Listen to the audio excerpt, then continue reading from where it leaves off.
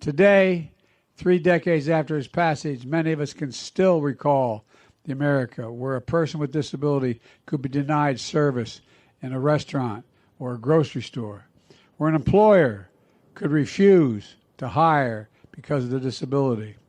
And when we passed this law, we made a commitment to build an America for all Americans, for all Americans. Perhaps most importantly, we did it together. This was a bipartisan bill signed into law by Republican President George H.W. Bush 33 years ago on this spot in the South Lawn of the White House. It marked progress that wasn't political but personal for millions of disabled American veterans and families. Folks, for more than 61 million Americans living with disability, these laws are a source of opportunity, meaningful inclusion, participation, respect, as my dad would say, the most important of all, dignity, being treated with dignity. Ensuring the American dream is for all of us, not just for some of us. A bulwark against discrimination and a path to personal independence. And for our nation, these laws are a testament to our character as a people, a triumph of values over selfishness. But of course, these laws didn't bring an end to the work we need to do.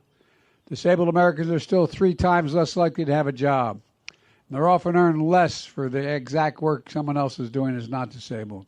Too often, disabled Americans are unable to vote, to get to and from work and school, to enjoy public spaces. But thanks to all of you, we're continuing to make progress. In my first few months in office, I was around to sign an executive order, proud to do it, establishing a government-wide commitment to advancing equality and equity in federal employment, including for people with disabilities. It brought together the Department of Labor and the Office of Personnel Management to ensure that we're making the federal workplaces all over, fully accessible to people with disabilities. So the dignity and rights of disabled Americans are lifted in every policy we pursue. The whole purpose of engaging my Labor Department is to help protect workers with disabilities and fight to end the unjust employment practices. You know, we're also helping state and local governments, businesses and nonprofits access federal funds to hire more disabled Americans. And we continue to make sure this administration looks like America, appointing people with disabilities to positions all across our government. And over my first 2 years, my administration, we've seen a 22% increase in people with disabilities employed by the federal government, and we're going to continue to grow it. We're making the federal government a model employer when it comes to wages, accommodations, opportunity to advance for people with disabilities. We're also taking action to improve access to health care for disabled Americans. Today, as many of you unfortunately know, some doctors and hospitals are denying medical treatments related to organ donations or life-saving care for disabled Americans based on their disability alone. That's why the Department of Health and Human Services just proposed a rule barring these kinds of denials from medical treatment, because no American should be deprived of health care they need, period. It's simple. No American. And the Department of Health and Human Services also launched the Long COVID clinical trials and created the Office of Long COVID Research and Practice for the first of its kind initiative in our history. And because of your advocacy, the National Institutes of Health just designated people with disabilities a health disparity population. Now, you all know what that means, but I'm going to try to briefly explain that to people listening, which opens up new funding for research into unmet health needs specific to disabled Americans. We also launched ARPA-H to drive breakthroughs in biomedicine to prevent, detect, and treat diseases including cancer, diabetes, Alzheimer's, and other neurological diseases like MS. The American Rescue Plan provided billions of dollars to all 50 states to expand home and community-based services under Medicaid. So,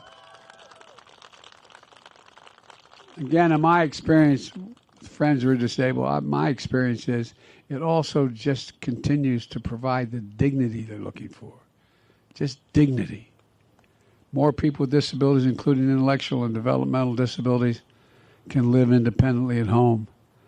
The Inflation Reduction Act capped the cost of insulin at $35 a month, and out-of-pocket prescription drug costs are going to be limited to $2,000 a year for older Americans, no matter what the disability, no matter how expensive, no matter what drugs they use, even if you're using cancer drugs that are $10,000, $12,000, $14,000. No more than $2,000 a year.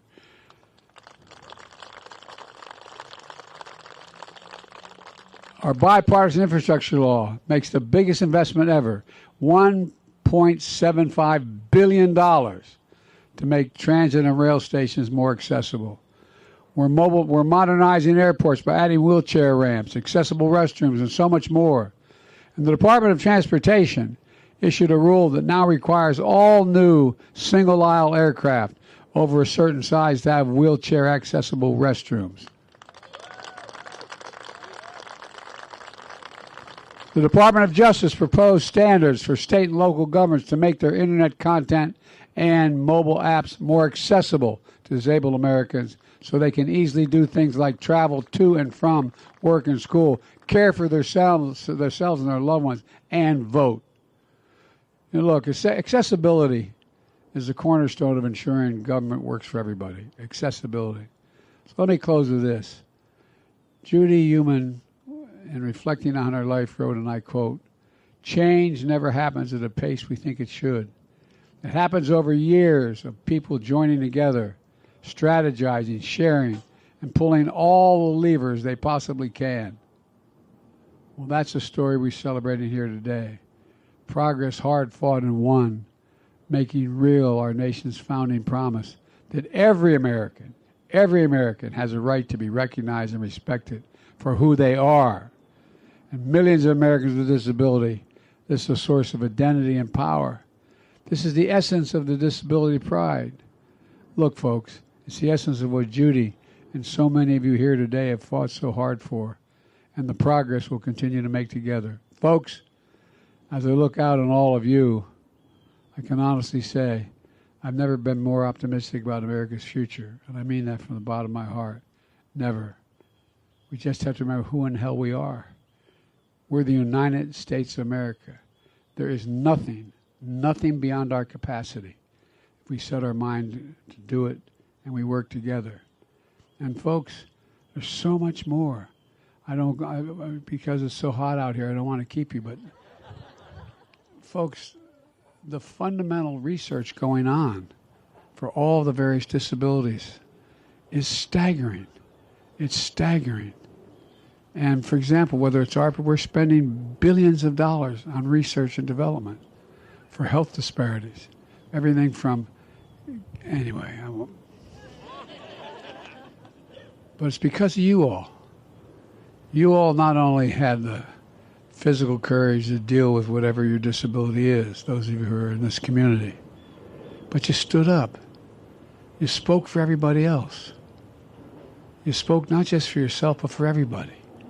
You've changed people's lives for the better. You've given people hope.